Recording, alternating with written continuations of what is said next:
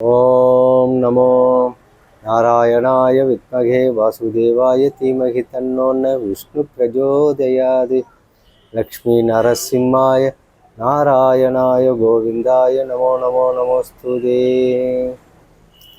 வேலூர் பாலாற்றங்கரையிலே வீட்டிற்கும் ஸ்ரீ லக்ஷ்மி நரசிம்மர் ஆலயத்தின் அர்ச்சகராக பணிபுரிந்து கொண்டிருக்கும், சேவை புரிந்து கொண்டிருக்கும் ஸ்ரீ சடகோப வியாசர் என்ற நாமம் கொண்ட அடியேன் இப்பொழுது பகவான் ஸ்ரீமன் நாராயணமூர்த்தி அவதாரங்களிலே பல சிறப்பு வாய்ந்த அவதாரங்களிலே பல சிறப்பு வாய்ந்தது உண்டு.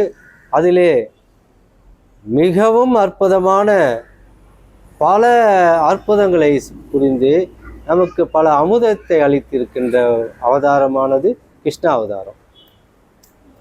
கிருஷ்ணாவதாரத்திலே பகவான் நமக்கு அள்ளி வழங்கி இருக்கின்றார். என்னென்னவென்றால், கீதை என்னும், அதாவது பகவத்கீதை என்னும் மாபெரும்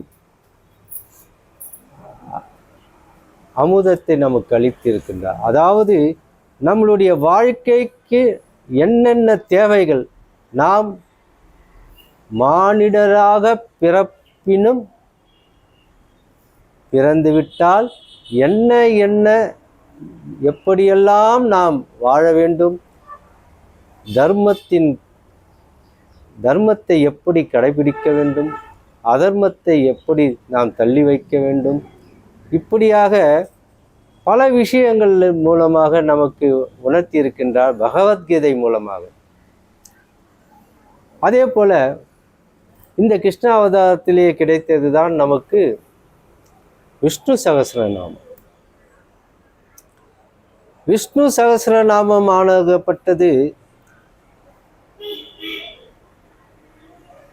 மாவீரன் பீஷ்மாச்சாரியார் அம்பு படுக்கையிலே வீட்டிருக்கின்றார். அந்த குருஷேத்திர போரிலே அர்ஜுனனால் வீழ்த்தப்பட்ட பீஷ்மாச்சாரியார் அம்பு படுக்கையிலே வீட்டு கொண்டிருக்கின்றார். அவரை காணும்போது, அவரை காண செல்லும்போது நமக்கு கிடைத்தது தான் விஷ்ணு சகஸ்ரநாமம் என்கின்ற இந்த அற்புதமான ஒரு அமுதமாக நமக்கு கிடைத்தது. மானிடர்களாக பிறந்த நாம் ஒவ்வொருவரும் இந்த விஷ்ணு சகஸ்ரநாமத்தையும் பகவத்கீதையும் பாராயணம் செய்ய வேண்டும். அத்தகைய பாராயணத்தின் மூலமாக நம் இன்னல்கள், சங்கடங்கள் அனைத்திலிருந்தும் நாம் விடுபட்டு தர்மத்தின் வழியிலே நடப்பதற்கும் நமக்கு மனதை ஒருநிலைப்படுத்தி விடலாம். அப்படிப்பட்ட விஷ்ணு சகஸ்ரநாமத்தையும் பகவத்கீதையும் பாராயணம் செய்து நல்வழியில் செல்ல வேண்டும் என்று அடியேனின் விருப்பம். இதே போல கிருஷ்ண அவதாரத்தின் மூலமாக நமக்கு மிகப்பெரிய பல அற்புதங்களை புரிந்து இருக்கின்றார் என்றால், ஒரு மாயா சக்தியை நமக்கு அளித்தார். அதாவது அகிலத்திற்கு மகாசக்தி, ஆதிசக்தி, ஆதி பராசக்தி. அந்த ஆதி பராசக்தி, அந்த சக்தி எப்படி உருவானது? அதே போல மகாபாரதம் என்னும் காவியத்திலே பாண்டவர்கள் 5 ஒருவர் பத்தினி. இது எப்படி நடக்கும்? இது சாத்தியப்படுமா? இது தர்மமா அதர்மமா என்று பல கேள்விகளுக்கு பதில் இருக்கின்றது. சில விஷக்கிருமிகள் இவைகளெல்லாம் கேலியும் கூத்துமாக பேசுவதும் வழக்கம். அதை விட்டு விடுவோம். இந்த கிருஷ்ணாவதாரத்திலே ஒரு சமயம் பகவான் கிருஷ்ணனாக பிறப்பதற்கு முன்பே மகாவிஷ்ணு ஆகப்பட்டவர், அந்த தேவகி ஆகப்பட்டவர் கம்சனால் சிறையிலே வைக்கப்பட்ட தேவகியின் வயிற்றிலே 8வது மகனாக பிறக்கக்கூடியவனால் தனக்கு ஆபத்து, அவனால் மரணம் என்று அறிந்த கம்சன் தேவகியையும் அவர் கணவனையும் இருவரையும் சிறையிலே அடைத்து எட்டாவதாக பிற ஒவ்வொரு பிள்ளைகளையும் வதம் செய்து கொண்டிருந்த வேளையிலே பகவான் ஏழாவது அவதாரமாக ஏழாவது பிள்ளைய தேவகிக்கு ஏழாவது பிள்ளையாக ஸ்ரீமான் பலராமனாக அவதாரம் செய்ய வேண்டிய நிலை ஏற்பட்டது. தேவகியின் வயிற்றிலே கருவிலே பலராமனுடைய கரு அங்கே உண்டாயிற்று. இந்த குழந்தை பலராமனாக அவதாரம் மேற்கொள்ள வேண்டிய இந்த குழந்தை தேவகியின் வயிற்றிலிருந்து பிறக்குமே ஆனால் கம்சனால் வதைக்கப்பட்டு விடுவான். ஆதலால் இந்த கருவை எப்படியாவது அங்கே கோகுலத்திலே இருக்கும் ரோகிணி, அதாவது யசோத அம்மையாருக்கு தங்கையாக விட்டிருக்கும் அங்கே ரோகிணியின் வயிற்றுக்கு இந்த கருவை மாற்றப்பட வேண்டும். ரோகிணிக்கு பலராமன் அங்கே அவதாரம் செய்ய வேண்டும். இதற்கு என்ன வழி? இங்கேதான் பகவான் ஒரு மகா சக்தியை உருவாக்குகின்றார். அந்த சக்திக்கு பெயர் யோகா மாயா சக்தி. யோகா மாயா சக்தி என்பது ஆதிசக்தி, ஆதி பராசக்தி, துர்க்கை சக்தி. அவள்தான் துர்க்கை, விஷ்ணு துர்க்கையாக, ஆதிசக்தியாக, ஆதி பராசக்தியாக, ஈஸ்வரியாக, பரமேஸ்வரியாக, காத்தாயினியாக, அபிராமியாக அவதாரம் மேற்கொண்டார். எப்படி என்றால் பகவான் மகாவிஷ்ணுவாகப்பட்டவருடைய அவருடைய அந்த உஷ்ணத்தை அங்கே வெகுவாக தன்னுடைய உடலுக்கு கொண்டு வருகின்றார். அந்த அந்த ஜீவனானது உஷ்ணமாக ஒரு ஜுவாலை உருவாகி அது பகவானுடைய உடலிலிருந்து வெளியேற்றப்படுகிறது. வெளியே வந்தவுடனே அதற்கு பகவான் மகாவிஷ்ணுவாகப்பட்டவர், நாராயணமூர்த்தி ஆகப்பட்டவர் உயிர் அளிக்கின்றார். அந்த உயிராகப்பட்டது மகா சக்தியாக உருவாகப்படுகிறது. அவளே விஷ்ணு துர்க்கையாக, மகா சக்தியாக, பராசக்தியாக, காத்தாயினியாக, அபிராமியாக, உமாதேவியாக, இப்படி பல சக்தியாக உருவாகிறார். அவளுக்கு யோகா மாயா சக்தி என்ற நாமத்தை பகவான் அளிக்கின்றார். அவளுக்கு ஒரு யோகா மாய சக்தியை அழைத்து அவளிடம் பகவான் எடுத்து உரைக்கின்றார். சக்தியே, உனது நாமமானது என்னுடைய உடலிலிருந்து நீ வெளிப்பட்டதால் யோகா மாயா சக்தியாக உருவாகப்பட்டாலும் உனக்கு இத்தகைய நாமங்கள், பல நாமங்கள் கொண்டு உன்னை அகிலத்தோர் வழிபடுவர். நீ மகாசக்தியாக, ஆதிசக்தியாக, பராசக்தியாக, காத்தாயினியாக, அபிராமியாக, விஷ்ணு துர்க்கையாக உம்மை அகிலத்தோர் வழிபடட்டும் என்று ஆசியும் வழங்கினார். இப்பொழுது உமக்கு ஒரு ஆணையை இடுகின்றேன்.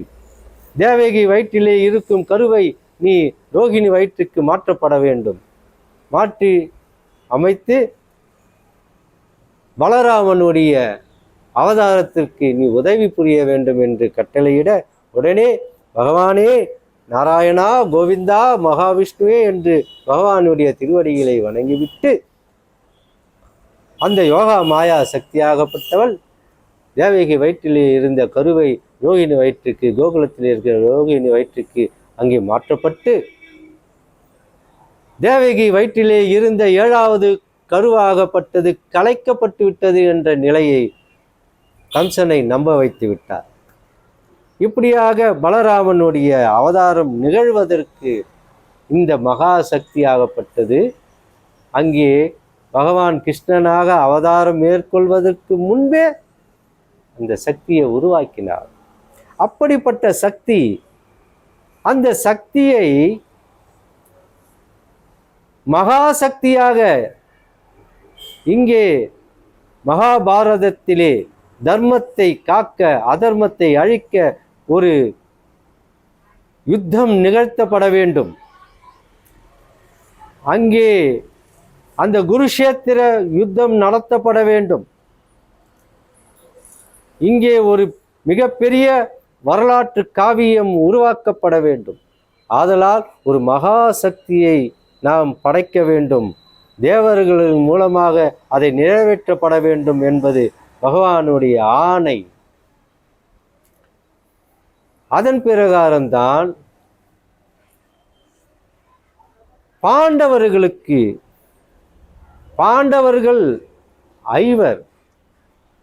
ஐவராக 5 தேவர்களுக்கு பிறந்தனர். அது சரி. அதாவது துர்வாசர் உடைய அவருடைய அந்த மந்திர சக்தியின் மூலமாக 6 மந்திரங்கள் அளிக்கப்பட்டது குந்தி தேவிக்கு. அந்த 6 மந்திரத்திலே 5 மந்திரமானது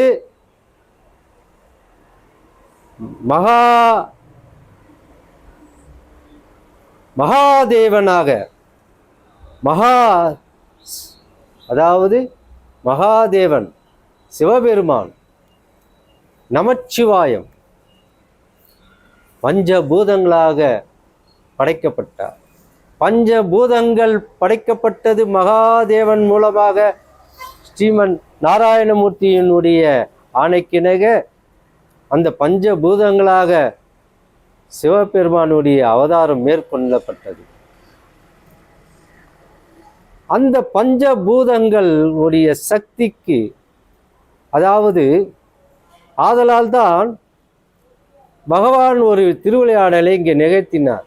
என்னவென்றால், துர்வாசருக்கு அளித்த 6 மந்திர சக்திகளிலே முதன்மையான மந்திர சக்தி அதாவது சூரியனுடைய சக்தி, சூரிய தேவனுடைய சக்தியை ஆரம்பத்திலே கர்ணனுடைய பிறப்பை பிறக்க வைத்து அவனை தனிமைப்படுத்தி விட்டார் ஸ்ரீமன் நாராயணமூர்த்தி. ஏனென்றால் கர்ணனுடைய அவதாரம் என்பது வேறு. அவன் இந்த பஞ்சபூதத்திலே அவன் சேருவது முடியாது. எல்லாமல்ல ஈசன் பரமசிவன் உலகத்தையே காத்து ரட்சித்து கொண்டிருக்கும் அந்த ஈசனுடைய சக்தியாக, பரமசக்தியாக, அதாவது மகாசக்தியான அந்த ஈசனால் 5 பிம்பங்களாக 5 தேவர்கள் மூலமாக பஞ்சபூதங்களாக அங்கே பாண்டவர்களாக மற்ற 5 மந்திர சக்தி மூலமாக இந்த அகிலத்திற்கு குந்தியின் மூலமாக கிடைத்தது. ஆதலால் அந்த 5வரும் ஒருவரே, ஈசனே என்பதை முதலிலே விளக்கத்தை கண்ணபிரான் விளக்கி இருக்கின்றார். அதே போல மகாசக்தியாகப்பட்டவள் திரௌபதி. அந்த பாஞ்சாலை நாட்டு அரசனுடைய கோரிக்கைக்கு ஏற்று முதலிலே சிகண்டி என்ற ஒரு பெண்ணை அவன் பெற்றெடுத்தான். அவளால் பீஷ்மாச்சாரியர் வெல்ல முடியவில்லை. ஆதலால் தனக்கு ஒரு ஆண் பிள்ளை வேண்டும் என்று தேவர்களிடம் வேண்டினான். தேவர்கள் அனைவரும் ஆண் பிள்ளையோடு உனக்கு பெண் பிள்ளைதான் கிடைக்கும் என்று விளக்கமாக அவருக்கு அளித்தார்கள். இருந்தாலும் அவன் மறுத்தான். பிறகு அனைவருடைய கோரிக்கையை ஏற்று அவன் முதலிலே எனக்கு ஒரு ஆண் பிள்ளை வேண்டும் என்றான். அடுத்ததே ஒரு பெண் பிள்ளை வேண்டும் என்றான். பிறகு தேவாதி தேவர்கள் எல்லாம் அனைவரும் சேர்ந்து கொண்டு ஸ்ரீ மகாவிஷ்ணுவிடம் வேண்டினர். நாராயணா கோவிந்தா, இப்பொழுது இந்த மகா சக்தியாகப்பட்டது அகிலத்திற்கு தேவைப்படுகிறது. தர்மத்தை வெல்ல வேண்டும், தர்மம் வெல்ல வேண்டும், அதர்மத்தை அழிக்கப்பட வேண்டும், பூமா தேவியினுடைய பாரத்தை குறைக்க வேண்டும்.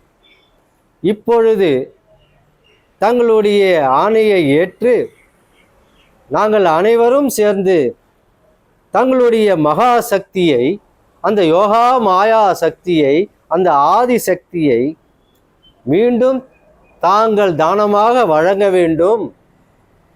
அந்த ஆதிசக்தியை இப்பொழுது அந்த பாஞ்சால அரசன் துருபதனுக்கு பெண்ணாக இந்த ஆதிசக்தியை நாம் பிரசாதமாக வழங்கப்பட வேண்டும். அப்பொழுதே தங்களுடைய கிருஷ்ண அவதாரத்திலே தங்களுடைய அனைத்து கோரிக்கைகளும் தாங்கள் நினைத்ததை முடிப்பதற்காகவும் இந்த சக்தியை தாங்கள் அளிக்க வேண்டும். ஆதலால் தாங்கள் அந்த யோகா மாய சக்தியை தாங்கள் அளிக்க வேண்டும், தானமாக அளிக்க வேண்டும் என்று வேண்டிக்கொள்ள பகவானும் அதற்கு இசைக்க, பிறகு அந்த யாகமானது, வேள்வியானது, சக்தி வேள்வியானது மிக அற்புதமாக நடத்தப்பட்டது. மகாபாரதம் என்னும் காவியத்திற்கு ஒரு மகா சக்தி, மாயா சக்தியாகப்பட்டது. உலகத்திலே அவளை தொடுவதற்கு கூட, அவளுடைய நிழலை தொடுவதற்கு கூட ஒருவராலும் முடியாது. அந்த அத்தகைய சக்தியை பெற்றவள், தீயிலே பிறக்கப் போகின்றவள். அந்த தீய சக்திகளை அழிப்பதற்கு, தீயிலே இருந்து பிறந்து தீய சக்திகளை அழித்து தர்மத்தை நிலைநாட்ட பகவான் ஸ்ரீமன் நாராயணமூர்த்தி ஆகப்பட்டவர் கிருஷ்ண பரமாத்மாக அவதாரம் மேற்கொள்வதற்கு, அவருக்கு துணை புரிவதற்கு அந்த சக்தியாகப்பட்டவள் பிறக்கப்பட வேண்டும் என்பதற்காக அந்த மிக அற்புதமான வேள்வியாகப்பட்டது அங்கு நடத்தப்படப்பட்டது. நூற்றுக்கணக்கான அந்த ஆச்சாரியர்கள் நடத்துகின்றனர். தேவாதி தேவர்கள் அனைவரும் ஒன்று கூடிவிட்டனர். மாயா சக்தியாகப்பட்டது அந்த மகாவிஷ்ணுவால், நாராயணமூர்த்தியால் தானமாக வழங்கப்பட்டது. அந்த சக்தியாகப்பட்டவள் அங்கே அந்த யாகத்தீயிலே துருபதன் உடைய அந்த ஆகுதியை அழிக்க அழிக்க அழிக்க பகவான் ஸ்ரீமன் நாராயணமூர்த்தியுடைய ஆசியும் வழங்க, அவர் தானம் வழங்க, தேவர்கள் அனைவரும் அந்த யோகா மாயா சக்தியை, அந்த பிரசாதத்தை பிரசாதமாக, அந்த சக்தியை பிரசாதமாக அந்த தீயிலே, அந்த அக்னி ஜுவாலையிலே மிக அற்புதமாக வழங்குகின்றனர். அந்த பிரசாதமானது அந்த அக்னி ஜுவாலையிலே அங்கே வெளிப்படுகின்றது. எப்படி மிக அற்புதமாக அந்த மாயா சக்தியாகப்பட்டவள் அந்த தீயில் இருந்து பிறக்கின்றாள். அப்பொழுது அந்த தீயாகப்பட்டது, அந்த யோக தீயாகப்பட்டது, அந்த மாயா தீயாகப்பட்டது, அந்த வேள்வி தீயாகப்பட்டது விண்ணுக்கும் மண்ணுக்குமாக தீயாக ஜுவாலையாக விரிந்து பறந்து எரிகின்றது. ஜுவாலை மிக அற்புதமாக பிரகாசமாக இருக்கின்றது. அப்பொழுது அந்த தீயில் இருந்து ஒரு மிக அற்புதமான உருவம், அந்த சக்தி, மாயா சக்தி மிக அற்புதமாக வெளிப்படுகின்றார். திரௌபதி அந்த பாஞ்சாலன் அரசனுக்காக, பாஞ்சாலியாக, திரௌபதியாக அனைத்து தேவர்களும் அவருக்கு கிருஷ்ணாயினி, கண்ணனால் கிருஷ்ணனுக்கு உதவி புரிவதற்காக பிறக்கின்றாள் அல்லவா, அவளுக்கு அந்த கிருஷ்ணனுடைய நாமமும் சேர்ந்து வர வேண்டும் என்பதற்காக அவளுக்கு கிருஷ்ணாயினி என்கின்ற நாமத்தையும் கொடுத்து மிக அற்புதமாக அந்த தீ ஜுவாலையிலிருந்து தீ பிழம்பாக அவள் வெளிப்படுகின்றாள். வெளிப்படும் போது, வெளியே வரும்போது தீயோடு அந்த மகா சக்தி திரௌபதியுடைய பிறப்பு அங்கே மிக சிறப்பாக மிக அற்புதமாக நடக்கின்றது. திரௌபதி பிறந்தாள், வெளியே வருகின்றாள், நோக்குகின்றாள், அகிலத்தை நோக்குகின்றாள். அந்த ஜுவாலையிலிருந்து வெளிப்படும் போது அந்த ஜுவாலை எப்படி பிரகாசமாக இருக்குமோ, ஆயிரம் ஆயிரம் சூரிய பிரகாசங்கள் எப்படி இருக்குமோ அது போல அவளுடைய முகமாகப்பட்டது பிரகாசமாக, பிரகாச ஒளியாக, சூரிய ஒளியாக. அது மட்டுமல்ல, மிக இந்த அகிலத்திலேயே இப்படி ஒரு அழகு பெண்மணியை காணவே முடியாது. தேவாதி தேவர்களும் அசந்து போய்விட்டனர். ஆஹா, இப்படி ஒரு அழகா! இந்த யோகா மாயா சக்திக்கு பகவான் அளித்த இந்த பிரசாதத்துக்கு இப்படி ஒரு சக்தியா, இப்படி ஒரு அழகா என்று ஆச்சரியப்படும் அளவிற்கு அந்த மாயா சக்தியுடைய அழகு அங்கு இருந்தது. மிக அற்புதமாக திரௌபதி அங்கே பிறந்தார். பிறந்து இந்த மகாபாரத காவியத்திலே பாண்டவர்கள் ஐவருக்கும் பத்தினியானால் அது ஐவருக்கு ஒருத்தி என்பது அல்ல, ஐவரும் ஒருவரே, ஐவரும் அந்த ஈசனின் படைப்பே, ஈசனுடைய பிம்பங்களே. 5 பேரும் பாண்டவர்களும் 5 தேவர்கள் மூலமாக பஞ்சபூதங்களா பிரசாதமாக மிக அற்புதமாக ஐவரும் 5 பிம்பங்களாக பிறந்தவன்தான் ஈசனுடைய சக்தியாக. அந்த சக்திக்கு தான் இந்த சக்தியை சிவசக்தியாக தான் அங்கே ஒன்று சேர்ந்தனர். பாண்டவர்கள் ஐவருக்கு பத்தினியாக, பிறகு கிருஷ்ணனுக்கு துணையாக மிக அற்புதமான மகா காவியத்தை உருவாக்குவதற்கு இந்த திரௌபதியுடைய வரலாற்று சிறப்புகள் நடந்தது. அவளுடைய பிறப்பின் சிறப்பை தாங்கள் அனைவரும் அறிந்து கொண்டீர்கள். அவருடைய அந்த வாழ்க்கை முறை என்பது தவறு என்று சிலர், அதாவது அதை தவறு என்று சொல்லே இருக்கக்கூடாது. அது தவறே அல்ல, தர்மம், தர்மத்தை காப்பதற்காக எடுத்த முடிவு அது. தர்மத்தை, அதாவது அகிலமே மிகவும் துன்பமான நிலையில் இருந்தது, அதிலிருந்து காப்பதற்காக அவதாரம் மேற்கொண்டவள். பாஞ்சாலியாக, பத்தினியாக, ஐவருக்கு பத்தினியாக மிக அற்புதமாக அவளுடைய திரௌபதியுடைய பிறப்பும் சிறப்பும் மிக அற்புதம் என்பதை விளக்கமாக கூறியிருக்கின்றேன். இதை அறிந்து கொண்டு பகவான் ஸ்ரீமன் நாராயணமூர்த்தியுடைய அந்த யோகா மாயா சக்தியினுடைய இந்த வரலாற்று சிறப்புகளை கூறுவதற்காக அடியனுக்கு இந்த சிறிய வாய்ப்பினை பகவான் ஸ்ரீமன் நாராயணமூர்த்தி லக்ஷ்மி நரசிம்மனுடைய இந்த சன்னதியிலே எனக்கு அளித்ததற்காக அந்த கண்ணனை, கிருஷ்ணனை, பகவத்கீதையை அளித்தவனுக்கு, அந்த யோகா மாய சக்தியை அளித்தவனுக்கு, மகாவிஷ்ணுவின் விஷ்ணு சகஸ்ர நாமத்தை அளித்தவனுக்கு தலைவணங்கி மிக நன்றியை தெரிவித்துக் கொள்கின்றேன். இந்த அரிய வாய்ப்பினுக்கு நன்றியை தெரிவித்துக் கொண்டு எல்லாம் அல்ல லக்ஷ்மி நரசிம்மரை வேண்டி கேட்டுக்கொள்கின்றேன். இந்த அரிய வாய்ப்புக்காக நன்றி நன்றி நன்றி. சுபமங்கலம் சுபமஸ்து.